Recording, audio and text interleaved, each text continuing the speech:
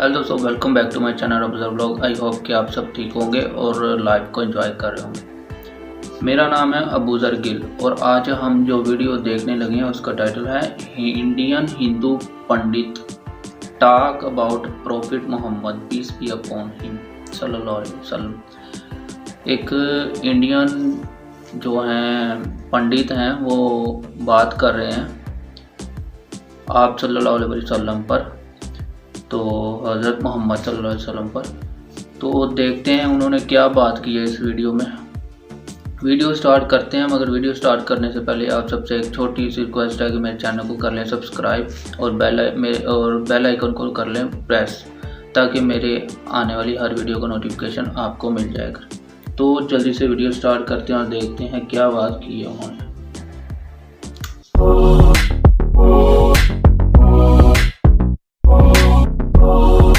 जाति न करना कि जाति करने वालों को अल्लाह पसंद नहीं करता, इसलिए जाति नहीं होने पाई।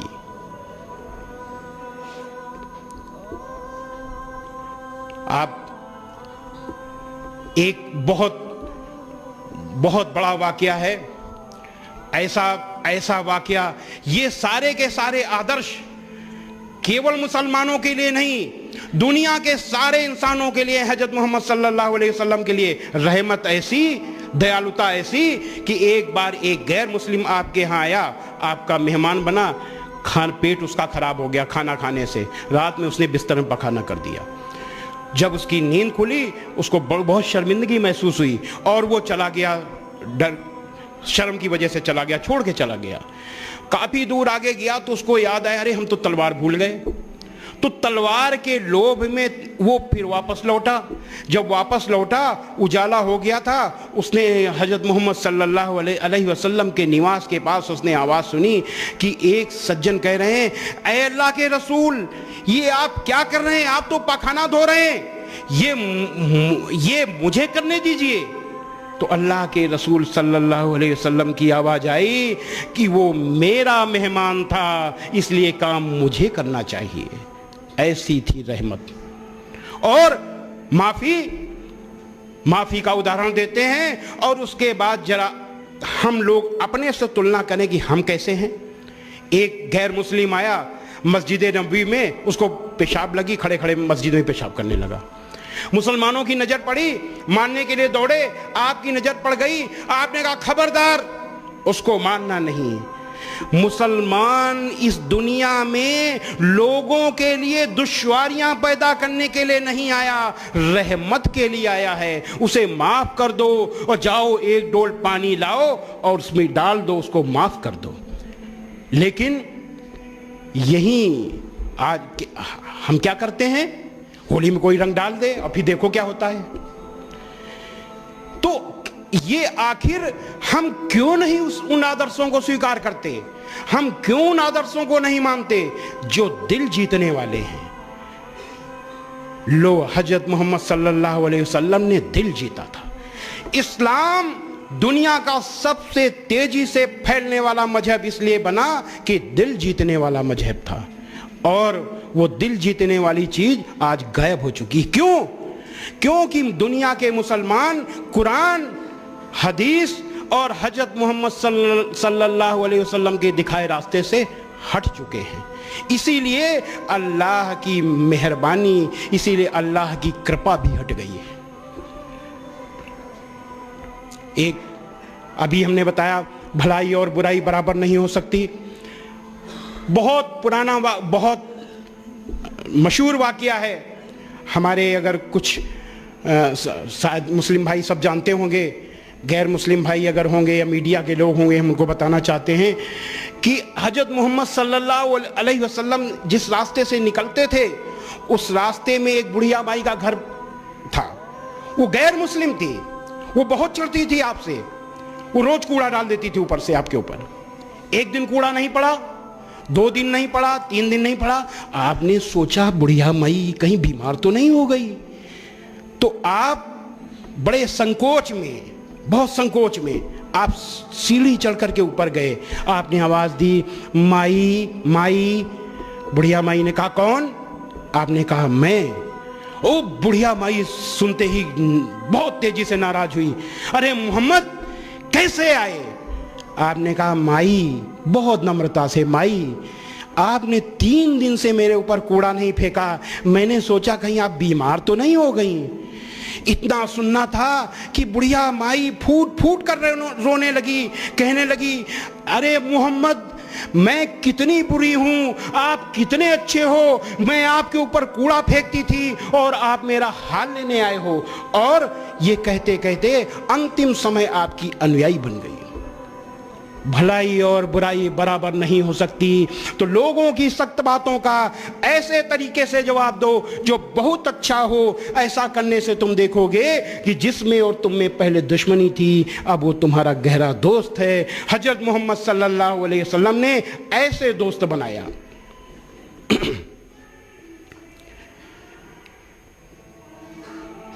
हम और आपकी शान के खिलाफ अगर कोई बात हो जाए तो 1-2 नहीं, दुनिया के लाखों लाखों मुसलमान अपनी गर्दन कटाने के लिए तैयार रहते हैं। तैयार रहते हैं कि नहीं? लेकिन आप अपनी जान देने के लिए तो तैयार हो, लेकिन आप उनके आदर्शों को मानने के लिए तैयार नहीं हो।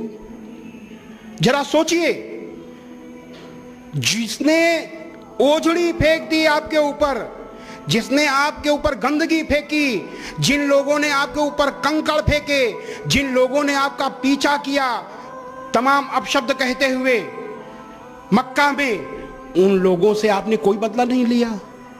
कहा माफी माफी और माफी। ताइफ का वाकया, कितनी बुरी तरह घायल किया गया था ताइफ में आपको, और जब अल्लाह ने कहा आपसे कि कहिए तो मैं ताइफ को कुचल दूं, आपने क्या कहा? आपने माफी दे दी। जो हजरत मोहम्मद सल्लल्लाहु अलैहि वसल्लम अपने ऊपर प्रत्यक्ष अपमान और अत्याचार करने वाले को केवल माफ कर रहे हैं, उनके अनुयायी दूसरों को माफ क्यों नहीं कर रहे?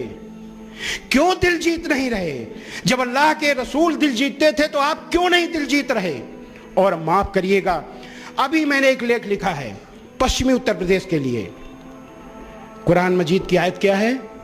अल्लाह का हुक्म है कि ए मोहम्मद, मोमिनों से कह दो कि अपने निगाहें नीची रखा करें और अपने शर्मगाहों की हिफाजत करें। किसी भी महिला को छेड़ना तो दूर, उसको गलत नजर से देखना, गलत नजर से सोचने तक की मनाही है इस अल्लाह की। अल्लाह का हुक्म है। लेकिन और आगे क्या आयत है? दूसरी अगली आयत क्या है कि ए मोमिनो, इंसाफ पर कायम रहो और खुदा के लिए इंसाफ की गवाही दो, चाहे इसमें तुम्हारा या तुम्हारे माँ बाप का या तुम्हारे रिश्तेदारों का नुकसान ही क्यों ना हो। लेकिन हम क्या करते हैं? जो व्यक्ति, हम और आप, जो अल्लाह के हुक्म को नहीं मानता, जो अल्लाह के हुक्म के खिलाफ जा रहा है, वो नाम का मुसलमान है। अल्लाह की नज़र में, इस्लाम की नज़र में मुसलमान नहीं है। वो केवल उसका नाम है मुसलमान का। लेकिन आज क्या है कि उस मुसलमान को जो अल्लाह के हुक्म के खिलाफ जा रहा है, उसकी हम तरफदारी करते हैं।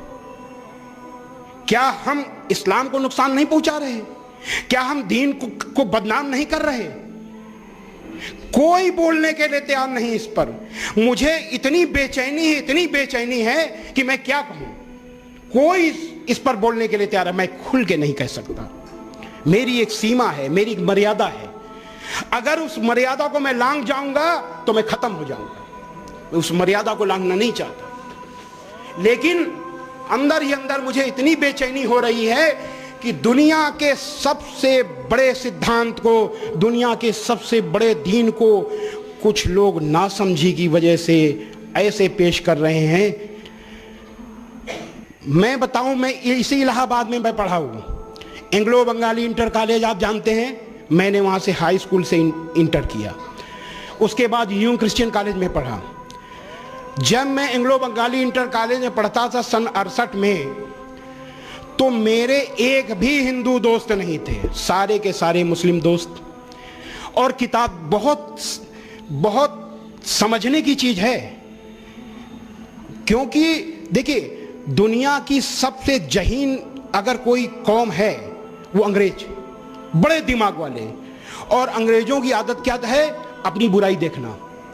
अगर आदमी अपनी कमी देखेगा तो वो जो है परफेक्ट रहेगा, अपनी कमी को दूर करेगा। और जो अपनी कमी से अपने बच्चों की कमी को देखेगा, नहीं कोई कहता आपका बच्चा ये कर रहा है, चलो झूठ बोल रहे हो, चलो भागो, तो वो अपने बच्चों को खराब कर लेगा, उनका हौसला बढ़ेगा।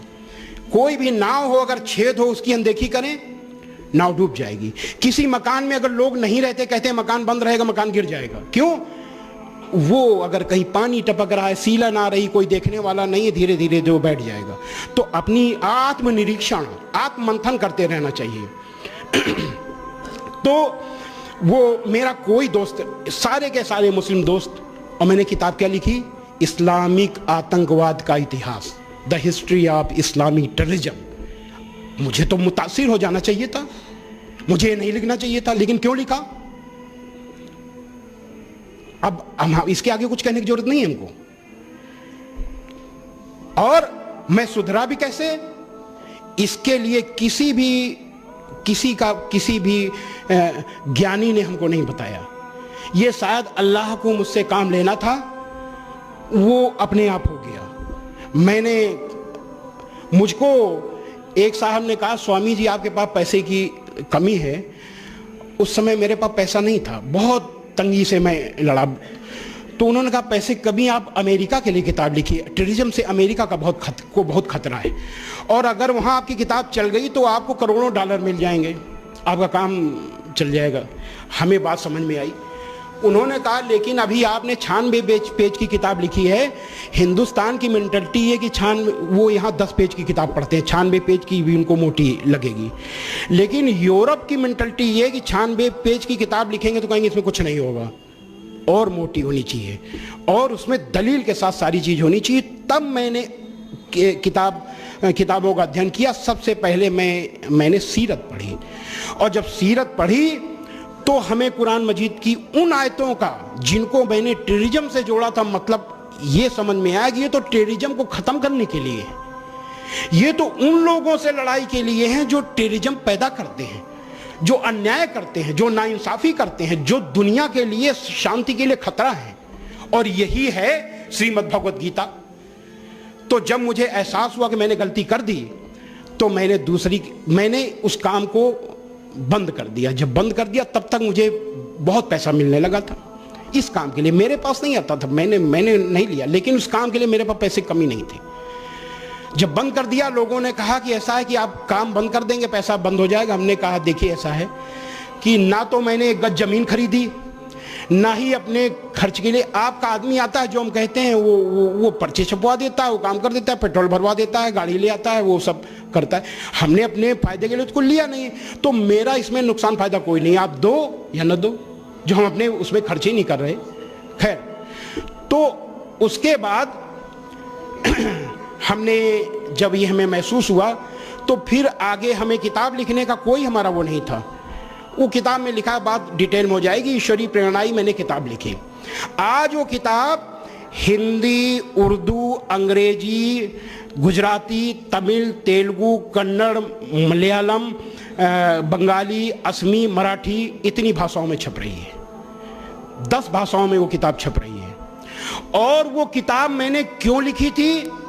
मैंने किताब लिखी थी कि मुसलमान भाइयों को पढ़ने के लिए, इसलिए कि मुसलमान भाई देखें कि एक स्वामी लक्ष्मी शंकराचार्य की नजर में इस्लाम का क्या महत्व है, और उस नजरिए से देखें कि हमें कितनी तकलीफ है, इस्लाम में कितनी अच्छाइयाँ हैं, उन अच्छाइयों को ग्रहण क्यों नहीं किया जा रहा। हमने इसलिए लिखी थी कि सबसे पहले अपने को सुधारा जाए, तब दूसरों को सुधारा जाए।